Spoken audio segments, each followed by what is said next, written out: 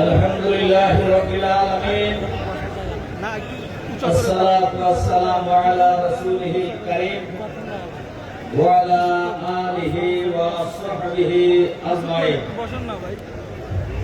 বাংলাদেশ জামাত ইসলামী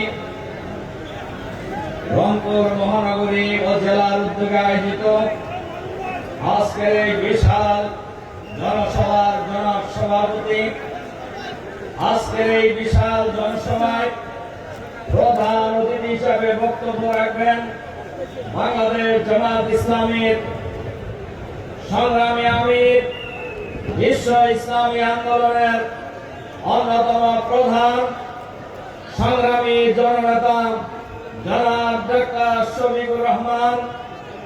আজকের এই বিশাল জনসমুদ্রের সম্মানিত প্রধান বক্তা, আমাদের সকলের প্রিয় নেতা, মজলুম জননেতা, বাংলাদেশ জামাত ইসলামীর সাবেক ভারপ্রাপ্ত সেক্রেটারি জেনারেল,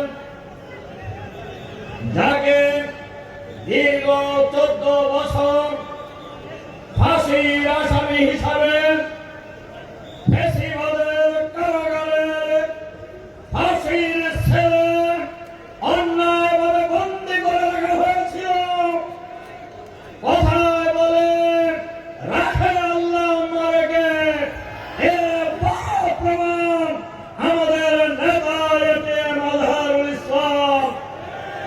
আমাদের নেতা এটিএম আজহারুল ইসলাম এর হত্যা করার জন্য, ফাঁসি দেওয়ার জন্য রিভিউ পিটিশন কয়েকবার করেছিলেন, কিন্তু আল্লাহ যেহেতু চান নাই, ওনারা রিভিউ আলোচনা করতে পারেন নাই।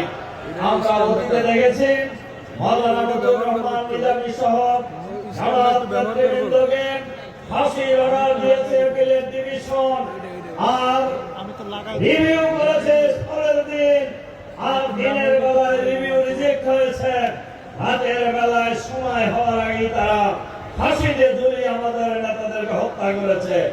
আমাদের নেতা এটিএম আজহারুল ইসলামকে এই সুযোগ তারা পায় নাই, আল্লাহ দেন নাই বলে আজকের এই সমাবেশে উনি প্রধান অতিথি হিসেবে বক্তব্য রাখার সুযোগ পাবেন।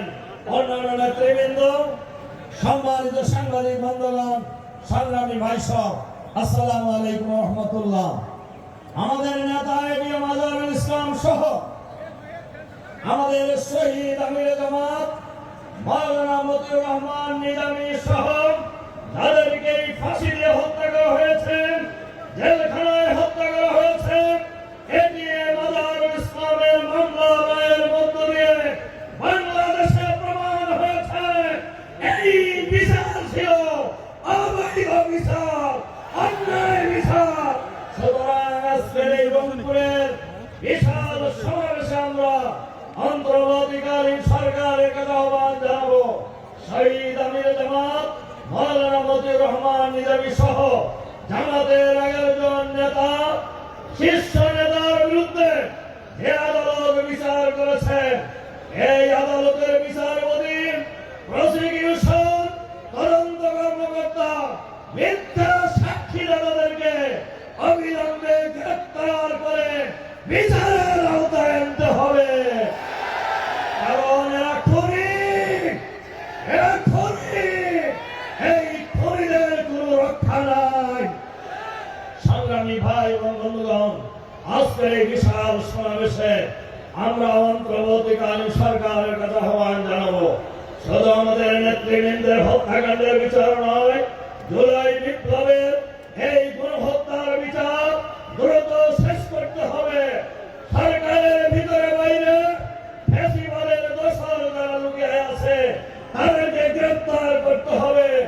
আমরা জানি ফ্যাসিবাদের সময়ে সরকারের সকল সুযোগ সুবিধা নিয়েছে, এখন আবার আরেকটি দলের ঘাড়ে চড়ে সচিবালয় থেকে শুরু করে প্রশাসনের সর্বত্রই তারা দাবড়ের সাথে চলছে।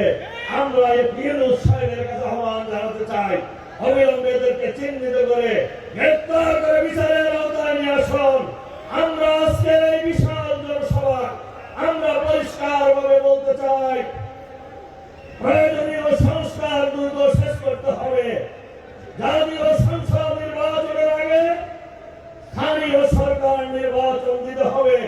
আমাদেরকে অনেকেই বলেন আপনারা জাতীয় সংসদ নির্বাচনের আগে স্থানীয় সরকার নির্বাচন চান কেন?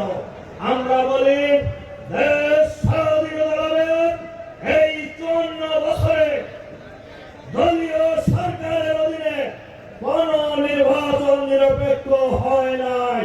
এজন্য বাংলাদেশের সকল নির্বাচন নিরপেক্ষ সরকারের অধীনেই হতে হবে।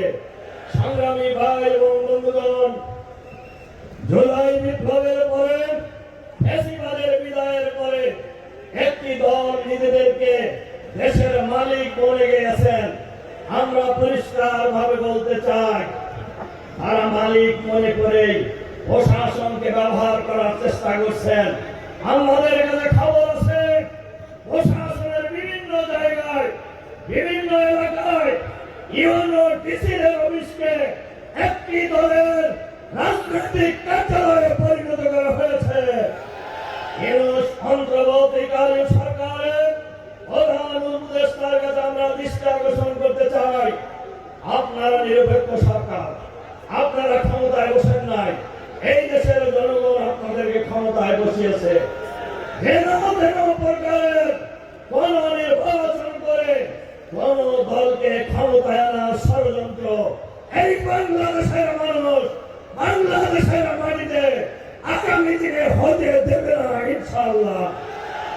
নির্বাচনের আগে অবশ্যই লেভেল প্লেইং ফিল্ড তৈরি করতে হবে, সবার জন্য সমান অধিকার নিশ্চিত করতে হবে। এরা দায়িত্ব হলো সরকারের। আমাদের কাছে এরকম খবর আছে আওয়ামী স্টাইলে নির্বাচন করার অনেক পরিকল্পনা গ্রহণ করছেন অনেকেই, কিন্তু তাদেরকে আমরা পরিষ্কার ভাবে জানিয়ে দিতে চাই, এই বাংলাদেশে আওয়ামী স্টাইলে নির্বাচন বাংলাদেশের জনগণ আর করতে দেবে না ইনশাআল্লাহ। বাংলাদেশের মাটিতে আর ফ্যাসিবাদ যেমন ফিরে আসবে না, আর নতুন কোন ফ্যাসিবাদ এই বাংলাদেশে আমরা কায়েম হতে দেব না ইনশাআল্লাহ। আগামী জাতীয় সংসদ নির্বাচনে এই রংপুর অঞ্চলের 33টি আসনে দাঁড়িপাল্লার প্রতীককে বিজয়ী করার জন্য দল, মত, জাতি, বর্ণ, ধর্ম নির্বিশেষে সকলকে ঐক্যবদ্ধভাবে ঝাঁপিয়ে পড়ার আহ্বান জানিয়ে আবারও সবাইকে ধন্যবাদ জানিয়ে আমার বক্তব্য শেষ করছি। আল্লাহ হাফেজ। বাংলাদেশ জিন্দাবাদ।